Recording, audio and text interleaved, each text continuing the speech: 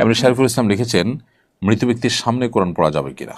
মৃত ব্যক্তির সামনে কোরআন পড়তে কোনো অসুবিধা নেই, বিধি নেই, নিষেধ নেই। তবে মৃত ব্যক্তিকে শুইয়ে তার লাশের সামনে ভাড়াটিয়া কোরআন তেলাওয়াতকারীদেরকে এনে কোরআন পাঠ করানো হয়।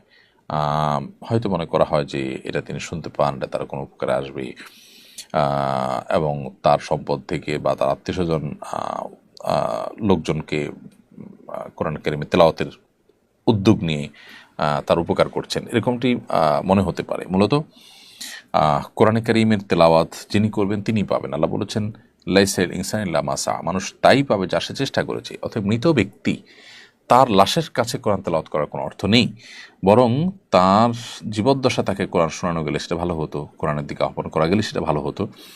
এখানে শিক্ষা নিয়ে আমরা জীবদ্দশাতে কোরআনকে শিখি, কোরআনকে জানি, কোরআনকে বোঝার চেষ্টা করি এবং আমল করার চেষ্টা করি। মরার পর আমাদেরকে লাশের পাশে কোরআন তেলাওয়াত করলেও আমাদের এই তেলাওয়াত কোনো আল্লাহর আযাবকে বন্ধ করতে পারবে না বা আমাদের আল্লাহর কাছে সওয়াব মর্যাদা বাড়াতে পারবে না।